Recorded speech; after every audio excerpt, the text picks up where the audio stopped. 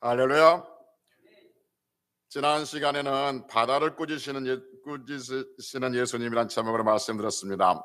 성경에서 바다는 세상을 통칭하고 있다라고 말씀드렸고, 사탄이 활동하고 있는 곳이고, 또 악어가, 또 영이 도사리고 있는 곳이라고 말씀드렸습니다. 그래서 구약에서는 하나님께서 바다를 꾸짖으신 분으로 설명을 하는데, 신약에서 예수님께서 바다를 꾸짖으시고 바다 위를 걸어오시는 것은 곧 예수님이 하나님이시라는 것을 우리에게 가르쳐주고 있다라고 말씀을 드렸습니다. 오늘은 화평이 아닌 칼이란 제목으로 말씀을 드리려고 합니다. 화평이 아닌 칼, 제목이 좀 강하긴 하지만 성경이 이렇게 말씀하고 있기 때문에 그대로 차용합니다. 오늘 본문은 마태복음 10장 34절부터 39절까지인데 많은 경우 이 본문을 이해하기 어려워합니다. 그러니까 이해하기 어려워하고 이해가 안 되기 때문에 오해가 많은 말씀이기도 하죠. 그러니까 말씀이 이해가 안 되기 때문에 각자 입맛에 맞춰서 해석하고 설교하는 경향들이 가끔 있습니다. 본문에서 예수님은 이 땅에 화평이 아닌 화평이 아닌 칼을, 검을 던지려고 왔다고 말씀하시는데, 정반대로 예수님은 검이 아닌 화평을 주러 오셨다라고 말씀하고 있습니다. 왜냐하면 화평이신 예수님께서 이 세상에 화평을 주셔야지 칼을 이 세상에 던져 놓을 리는 없기 때문에 그러는 것이죠. 그러나 성경은 분명하게 말씀하시기를 예수님은 이 세상에 화평을 주러 오신 분이 아니라 칼을 우리에게 주러 오셨다, 이렇게 말씀하고 있는 거죠. 좀 더 자세히 살펴보십시다. 어떤 의미가 있는지. 마태복음 10장 34절을 봅시다. 오늘 본문인데, 여러분 그 설교 시간에 성경을 자주 찾아보는 것이 귀찮죠. 귀찮아도 자주 찾아보고 확인해야 됩니다. 하나님 말씀을 자주 찾아보고 확인해야만이 그 말씀이 내 마음에 심겨지게 되어 있습니다. 하나님 말씀은 귀로 듣는 거예요? 마음으로 듣는 거예요? 하나님 말씀은 귀로 듣는 게 아니라 마음으로 듣는 겁니다. 그래서 마음으로 듣는다는 말은 마음으로 말씀을 심는다는 의미가 있는 것이죠. 그래서 말씀을 마음에 심기 위해서는 자꾸 이 말씀이 그러한가, 베레아 교회처럼 그 말씀이 이러한가라고 찾아서 확인을 해야 봐야 합니다.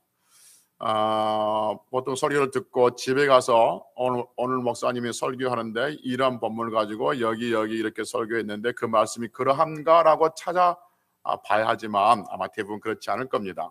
그러니까 현장에서, 예배 시간에 이 설교 현장에서 직접 찾아보고 확인함으로써 그 말씀이 내 마음에 심어지게 되어진 거죠. 여러분, 하나님 말씀이 우리의 마음에 심어지면 그 말씀은 반드시 우리 인생에 열매 맺게 될 줄로 믿습니다. 그러니 설교 시간에 여기를 찾아봅시다, 저기를 찾아봅시다, 여기를 찾아보세요, 저기를 찾아보세요 하면 귀찮게 생각한다든지 멍하게 앉아있지 마시고 적극적으로 찾아서 확인해 보시면서 그 말씀을 마음에 새길 수 있기를 바랍니다. 마태복음 10장 34절 봅시다. 마태복음 10장 34절 같이 읽습니다. 시작. 내가 세상에 화평을 주러 온 줄로 생각하지 말라. 화평이 아니요 검을 주러 왔노라 라고 말합니다. 여기서 내가 세상에 화평을 주러 온 줄로 생각하지 말라 했을 때 여기서 나는 누구일까요? 예수님이죠. 예수님은 세상에 뭘 주러 오신 분이 아니라고 그래요? 화평을 주러 오신 분이 아니다라고 말합니다. 그러니까 여기서 콱 막힌 거죠. 우리가 알고 있는 보통의 생각은 예수님은 화평케 하러 이 땅에 오셨거든요. 화평하신 분이에요. 평강의 왕으로 오신 분이에요. 그런데 오늘 우리가 이건 본문에서는 마태복음 10장 34절에서 예수님이 세상에 화평을 주러 온 것이 아니다라고 말합니다. 그럼 뭘 주러 오셨다고요? 검이 뭐예요? 칼을 검이라고 그래요. 그러니까 뭘 주러 오셨냐면 칼을 주러 오셨다고 그럽니다. 준다란 말이 무슨 말이에요? 우리는 주러 오셨다 그 말인데 오늘 성경에는 검을 주러 왔다 이렇게 말하는데 원래 언어대 뭐냐면 검을 던지러 왔다는 거예요. 칼을 던지러 온 거예요. 그러니까 세상에 화평을 주러 오신 것이 아니라 예수님은 칼을 이 세상에 던지러 오셨다, 지금 그렇게 말하고 있는 거예요. 아니 세상에 칼을 던져서 어떻게 하시려고요? 조금 후에 보겠지만 35절 먼저 봅시다. 35절에 보면 이렇게 말합니다. 같이 읽습니다. 시작. 내가 온 것은 사람이 그 아버지와 딸이 어머니와 며느리가 시어머니와 보라하게 하려 함이니라 라고 말씀합니다. 여러분, 예수님은 세상에 화평 대신에 칼을 던져서 뭐 하려고 합니까? 불화하게 하려고 칼을 던지러 오셨다라고 말씀하고 있습니다. 얼핏 이해가 잘 안 되는 말씀이지 않습니까? 우리가 알고 있는 예수님은 조금 전에 말했던 것처럼 화평을 주러 오신 분이에요. 그래서 누가복음 2장 14절에서 지극히 높은 곳인 하나님께 영광이요 땅에서는 하나님이 기뻐하심을 입은 사람들 중에 화평이로다 이렇게 말합니다. 분명히 예수님이 화평을 위해서 오신 분이에요. 뿐만 아니라 에베소서 2장 14절에서도 말씀하시기를 그는 우리의 화평이신지라 둘로 하나를 만들어서 원수된 것 곧 중간에 막힌 담을 자기 육체로 거시고 예수님은 우리를 화평케 하기 위해서 오셨다라고 말씀하고 있습니다. 그래서 둘이 하나가 되게 하겠다고 말씀을 드렸고요. 골로새서 2장 16절에서도 예수님은 화목하기 위해서 우리에게 이 땅에 오셨다라고 말씀하고 있습니다. 그러니까 성경 분명히 곳곳에서 우리가 알고 있는 것처럼 예수님은 화평하기 위해서 이 땅에 오셨다라고 말씀하시는데 오늘 본문에서는 마태복음 10장 34절에서 내가 화평을 주러 온 것이 아니다 이렇게 말하죠. 대신에 칼을 던지러 왔다 이렇게 말씀하십니다. 이 부분이 이해가 잘 안 되는 거죠. 그래서 어떤 분들은 말하기를 예수님은 화평케 하러 이 세상에 오신 분이니까 예수님이 화평케 하신다는 것 전제하에서 이런저런 상황들을 설명해 갑니다. 여러분, 늘 말씀드리지만 성경은 상황에 따라서 해석해서는 안 됩니다. 그리고 성경은 상황과 시대에 따라서 해석될 수도 없는 것이죠. 오히려 반대로 상황과 시대가 성경에 따라서 해석이 되어져야 하는 것이죠. 그래서 예수님은 분명히 화평하게 하신 분인데 여기서는 오늘 본문에서는 화평케 하신 분이 아니라 불화하게 하려고 오셨다라고 말씀하니까 이 부분이 고민되기도 하고 또 어떤 사람들은 그냥 고민 없이 그냥 평상시 생각으로 예수님의 화평을 강조하는 경우들이 있는 것이죠. 왜냐하면 지금 이 시대가 지금 이 시대가 불화를 원합니까? 화평을 원합니까? 지금 이 시대가 지금 여러분 우리가 살고 있는 시대가 화평했으면 좋겠어요? 불화했으면 좋겠어요? 그래서 화평했으면 좋겠어요. 그래서 이 시대가 화평을 원합니다. 그러니까 예수님은 화평을 주러 오셨다 해가지고 이 본문을 가지고 화평에 대해서 말씀한 경우 있는데 잘못됐다 그 말인 거죠. 그래서 본문에서 화평이 아닌 칼을 주러 오셨다는 말씀이 무엇인가를 좀 더 살펴보기로 하십시다. 그럼 분명한 것은 예수님께서 화평하기 위해서 이 세상에 오셨다는 것을 우리는 분명히 전제를 하고 말씀을 듣기로 합니다. 조금 전에 몇 개의 성경 구절을 확인했습니다. 화평케로 이 땅에 오셨던 분인데 그럼 예수님은 누구랑 화평하기 위해서 이 땅에 오셨는가 하는 것입니다. 예수님은 누구랑 화평하기 위해서 오셨는가? 한번 두 개의 종류의 두 개의 집단에 화평하게 오셨습니다. 첫째는 에베소서 2장 11절부터 14절까지 보면 이방인과 유대인들을 화평하기 위해서 오셨습니다. 우리 예수님은 이방인과 유대인들을 화평하기 위해서 에베소서 2장 11절과 14절 그리고 골로새서 1장 20절에서 말씀하고 있습니다. 뿐만 아니라 두 번째는 예수님은 하나님과 인간 사이를 화평하기 위해서 오셨습니다. 할렐루야. 그래서 골로새서 1장 21절 로마서 5장 10절에서 말씀하시기를 예수님이 이 땅에 오시는 것은 하나님과 인간 사이를 화평하기 위해서 그 다음에 유대인과 이방인들을 화평하기 위해서 이 땅에 오셨다라고 말씀하고 있습니다. 그래서 예수님은 분명히 화평하게 오신 분은 맞습니다. 화평하기 위해서 오신 분은 맞는데 누구를 화평하기 위해서 오셨냐면 하나님과 인간 사이를 화평하게 오셨고 이방인들과 유대인 사이를 화평하게 오셨다는 것이죠.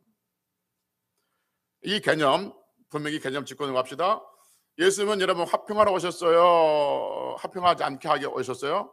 화평하게 오셨는데 누구랑 화평하게 오셨어요? 하나님과 인간 사이, 그 다음에 유대인과 이방 사이를 화평하게 오셨다는 전제하에서 이제 이 말씀을 한번 보십시다. 다시 마태복음 10장으로 돌아갑시다. 예수님께서 세상에 화평을 주러 오는 것이 아니라 칼을 주러 왔다는 말이 무슨 의미인가 다시 한번 봅시다. 예수님께서 세상에 화평을 주러 온 것이 아니라 검을 주러 오셨다는 말씀 속에서 이 세상에 가지고 있는 의미를 한번 살펴보고 칼이 가지고 있는 의미를 한번 살펴봅시다. 성경에서 세상을 몇 가지 의미로 구분해서 들려주고 있는데, 첫째, 세상은 성경에서 말하고 있는 세상이 나올 때 그 세상은 하나님께서 만드신 이 창조하신 하나님께 피조된 이곳을 세상이라고 말하기도 하고, 두 번째는 사람들이 살고 있는 사람들이 살고 있는 장소, 이것을 세상이라고 하기도 하고, 세 번째는 사탄이 활동하고 있는 그 장소를 세상이라고 말하기도 합니다. 그래서 지난 시간에 말씀드렸던 것처럼 이 세상을 애굽에 빗대기도 하고, 이 세상을 바다에 빗대기도 하고, 그리고 바닷 가운데 누워있는 용, 바닷 가운데 누워있는 악어, 그러므로써 이 세상에 사탄이 활동하고 있는 장소를 말할 때 이 세상이라는 표현을 쓰고 있는 것이죠. 그래서 여러분, 무슨 말이냐면, 지난 시간에 말씀드렸던 것처럼 예수님께서 바다를 꾸짖으시고 바다를 밟으시는 것은 이 세상을 밟으시고 이 세상을 꾸짖으신 것이다 라고 말씀드렸습니다. 그렇다면 여러분, 마태복음 10장에서 예수님께서 세상에 화평을 주러 온 것이 아니다라고 말씀하신 것은, 이 세상을 조금 전에 말씀드렸습니다. 하나님께서 창조하신 이곳, 이 세상, 또 사람들이 살고 있는 이곳, 이 세상, 또는 사탄이 활동하고 있는 이곳, 이 세상인데, 지금 여기서 말하고 있는 이 세상은 첫 번째도 아니고 두 번째도 아니고 사탄이 활동하고 있는 이곳을 세상이라고 그렇게 말하고 있는 것이죠. 그러니까 예수님께서 이 세상에 화평을 주러 오신 것이 아니다라고 했을 때 무슨 말이냐면 이 말입니다. 나는 사탄에게 화평을 주러 오는 것이 아니다, 그 말인 거예요. 할렐루야. 그러니까 성경에서 말하고 있는 세상은, 다시 말씀드립니다, 하나님께서 창조하신 모든 것들, 코스모스, 이 모든 세상을, 이 모든 것을 세상이라고 하기도 하고, 사람들이 살고 있는 이곳, 이런 장소를 세상이라고 하기도 하고, 사탄이 활동하고 있는 그 장소를 세상이라고 하는데, 예수님께서 세상에 화평을 주러 오셨다, 화평을 주러 오지 않았다로 말씀하신 것은 사탄에게 화평을 주러 오는 것은 아니다 라고 말씀하고 있습니다. 그러면 사탄에게 이 세상에 뭘 주러 왔어요? 칼을 주러 왔다는 거죠. 그러면 칼이 가지고 있는 의미를 봅시다. 성경에 보면 칼이란 말이 의외로 많이 나옵니다. 근데 시편 17편 13절, 이사야 34장 5절에 보면 하나님은 칼을 가지고 계시다고 말씀하고 있습니다. 그래서 시편 17절 13절에 보면 주의 칼로 악인에서 나의 영혼을 구원하소서라고 말합니다. 이사야 34장 5절에 보면 여호와의 칼이 하늘에서 이렇게 나옵니다. 그래서 성경에서 하나님의 칼, 이 칼은 구원을 나타내고 있습니다. 그래서 칼로서 나를 구원하소서, 하나님께서 여호와께서 하늘의 칼로서 나를 구원하소서라고 말합니다. 또 하나, 칼은 심판을 가지고 있습니다. 심판을 상징하고 있습니다. 이사야서 66장 16절에 보면 이렇게 말씀합니다. 여호와께서 칼로 혈육에게 심판하신다라고 말씀하고 있습니다.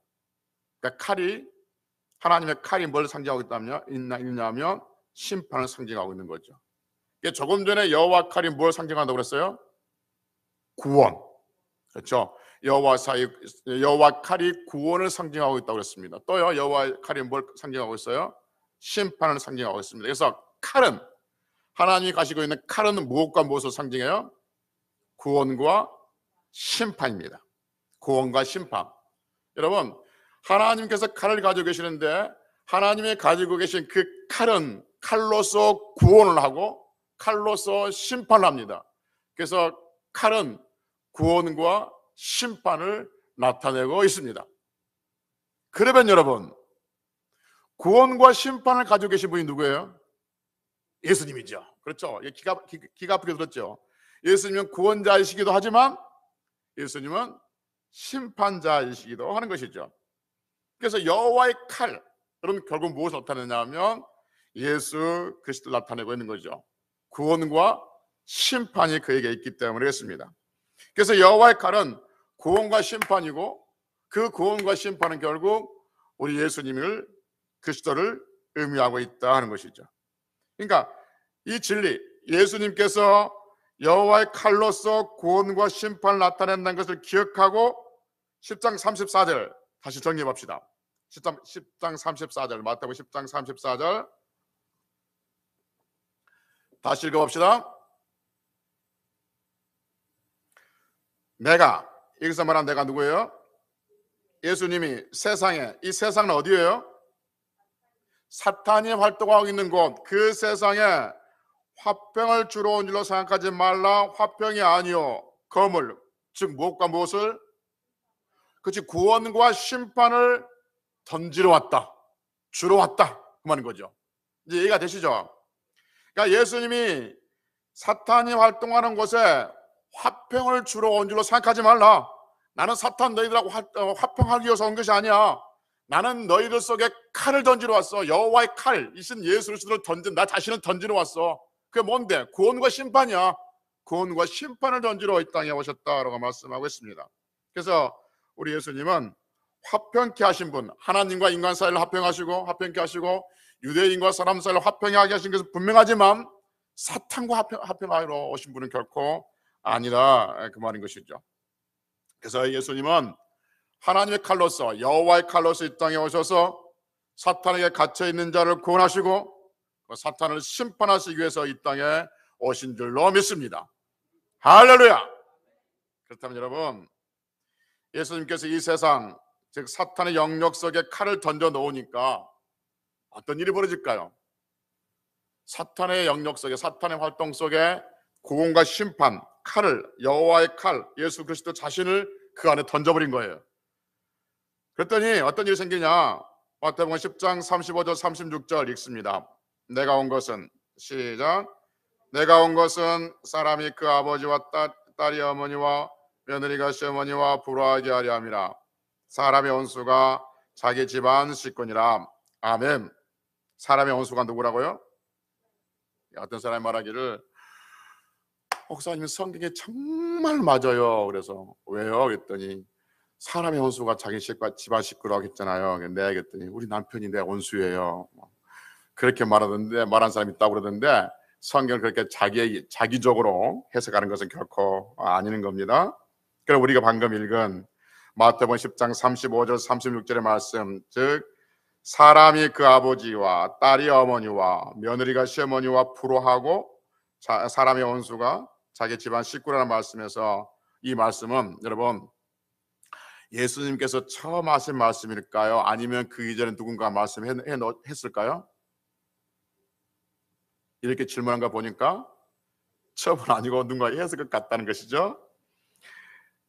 지금 예수님께서 이 말씀하신 거, 마태복음 10장 35절 36절, 그 아버지와 사람이 아버지와 딸이 어머니와 며느리가 시어머니와 불호하게 하는 것, 사람의 원수가 자기 집안 식구라는 말씀, 이 말씀은 이미 하나님께서 미가 선지자를 통해서 우리에게 들려주신 말씀입니다. 미가서 7장 6절 봅시다. 미가서 7장 6절 1296페이지 1296페이지를 봅시다.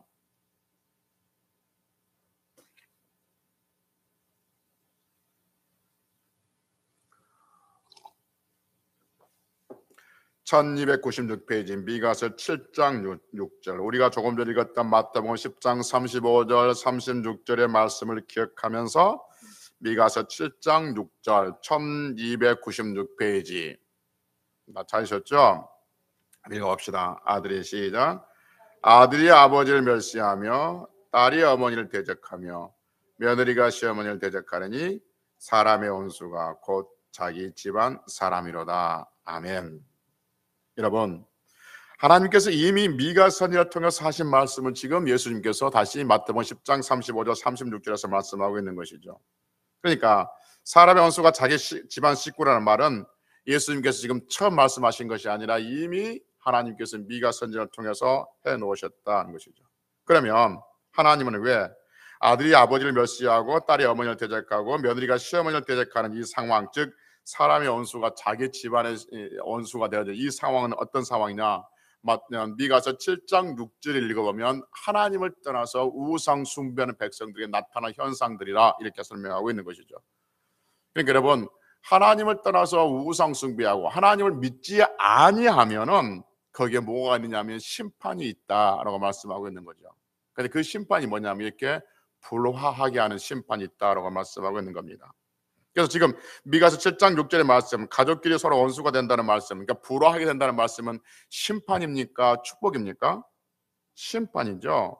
심판의 모습을 상징적으로 나타내는 게 뭐냐면 아들이 아버지를, 딸이 어머니를, 며느리가 시어머니를 대적하는 모습으로 설명하고 있습니다.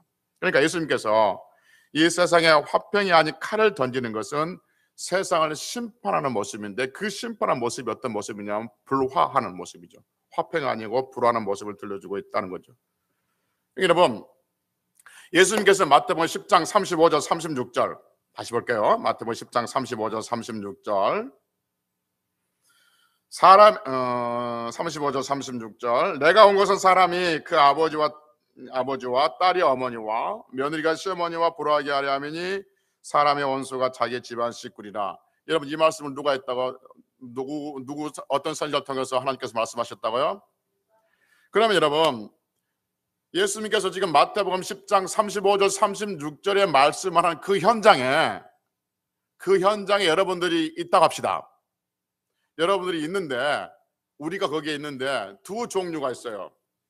하나님께서 미가 선지자를 통해서 말씀하셨다는 것을 이미 알고 있는 사람과 하나님께서 미가 선지자를 통해서 말씀하셨다는 사실을 모르고 있는 사람, 두 종류의 사람이 그것을 들었다고 합시다.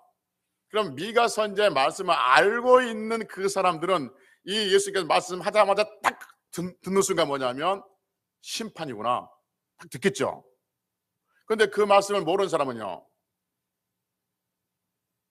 무슨 말이야? 무슨 원수가 자기 집안 식구래? 이게 도대체 무슨 말이야? 이거 어리둥절 하지 않겠습니까? 왜 밑도 끝도 없이 지금 무슨 말이야 지금? 왜 가정을 화평하게 해도 지금 시원찮을 판인데 왜 집안 식구가 원수다 막 이런 이야기를 해서 저렇게 이상한 말씀하시지? 이렇지 않겠습니까? 그렇죠? 그러니까 미가 선지자 말씀을 알고 있는 사람은 예수님 말씀이 무슨 말인지 그만 딱, 그 말 심판이구나 그런 걸 딱 알지만, 그래서 예수님께서 화평을 주러 오는 것이 아니라 검을 주러 왔다?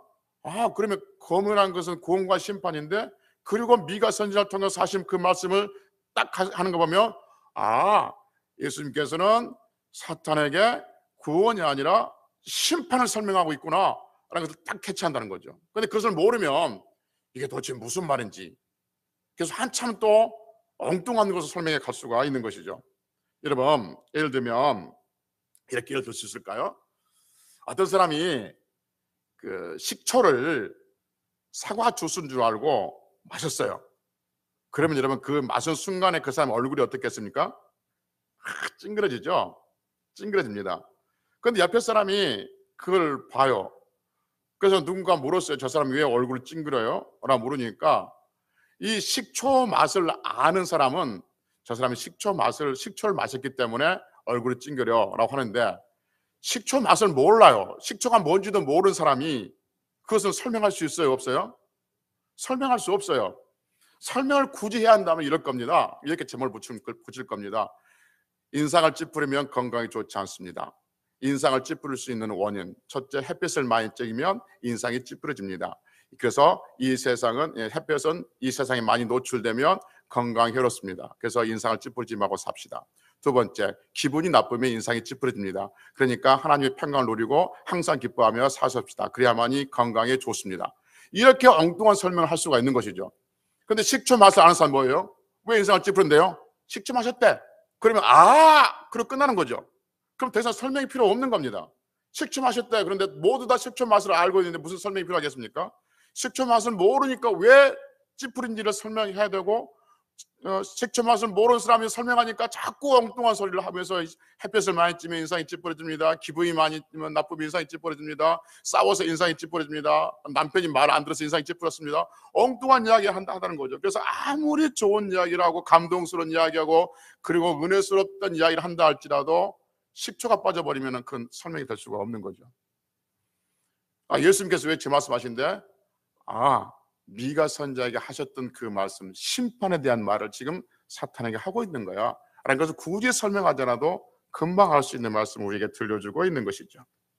그래서 사랑하는 성도 여러분, 하나님께서 지금 말씀하신 미가 선지자 통해서 말씀하셨던 그 심판의 말씀을 예수님께서 세상에, 즉 사탄에게 칼을 던지라 했는데, 칼은 구원과 심판을 나타내는데 구원이 아니라 심판을 지금 설명하고 있는 것을 미가 선지자에게 하신 말씀은 그 말씀을 그대로 들어서 지금 심판을 설명하고 있는 것이죠.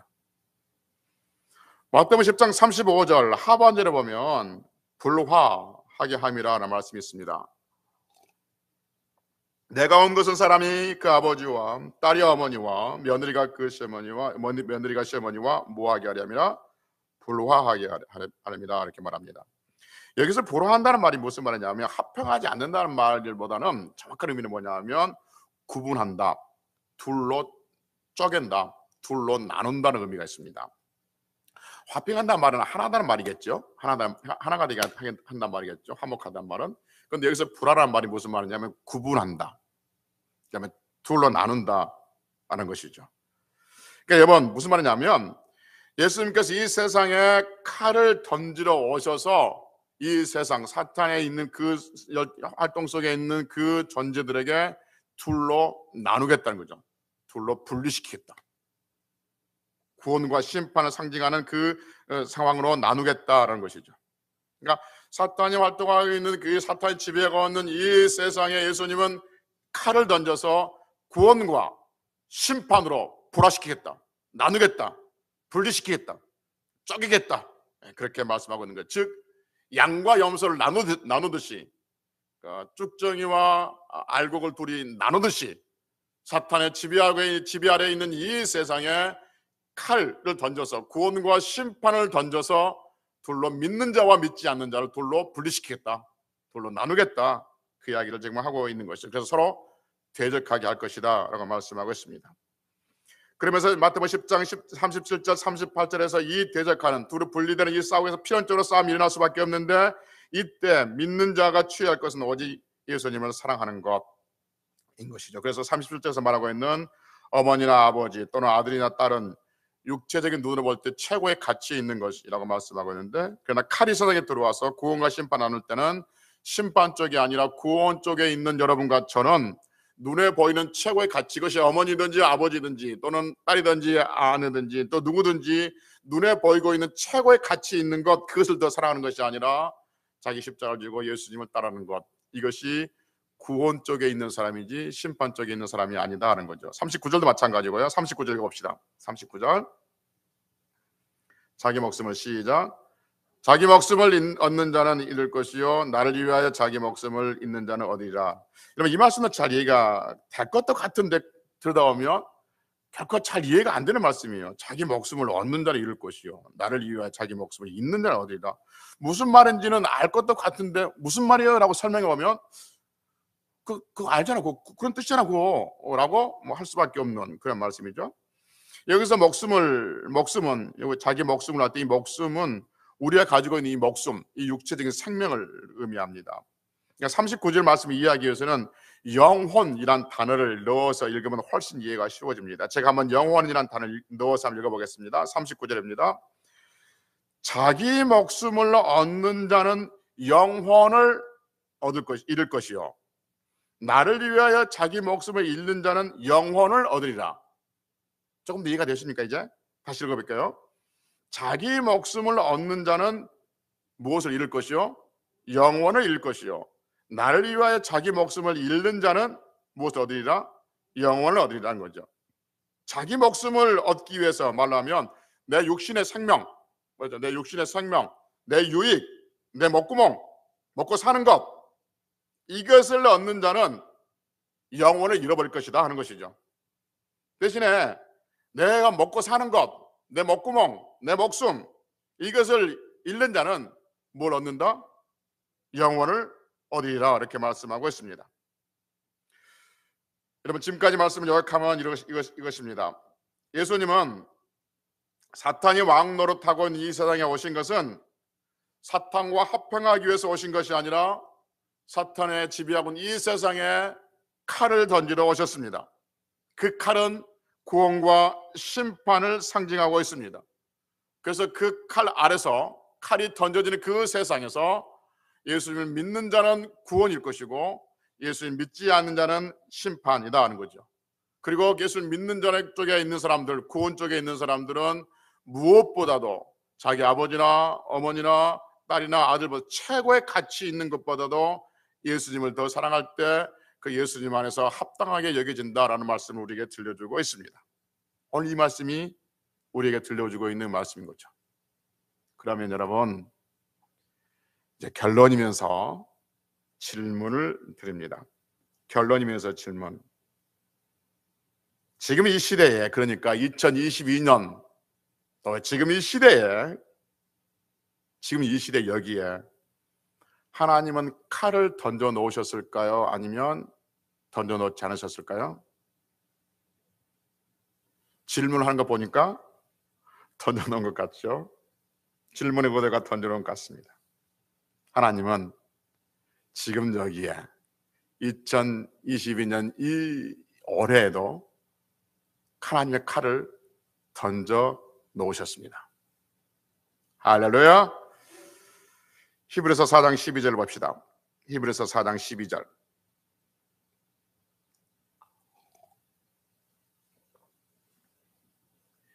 히브리서 4장 12절 찾으신 분 몇 페이지예요?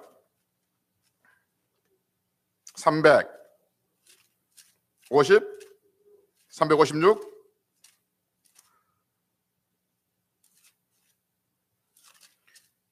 356 히브리서 4장 12절. 잘하는 말씀이죠.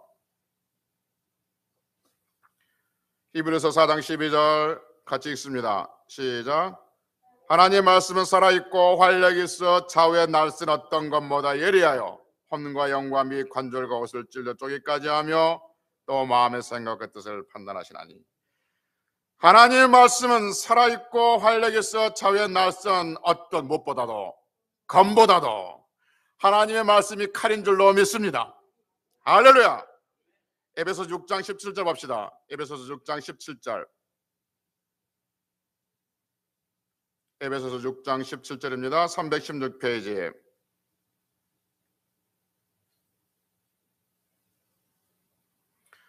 에베소서 6장 17절. 구원의 투구와 시작. 구원의 투구와 성령의 검 곧 하나님의 말씀을 가지라. 아멘. 구원의 투구와 성령의 검, 성령의 칼 곧 뭐요? 하나님의 말씀이라고 말합니다.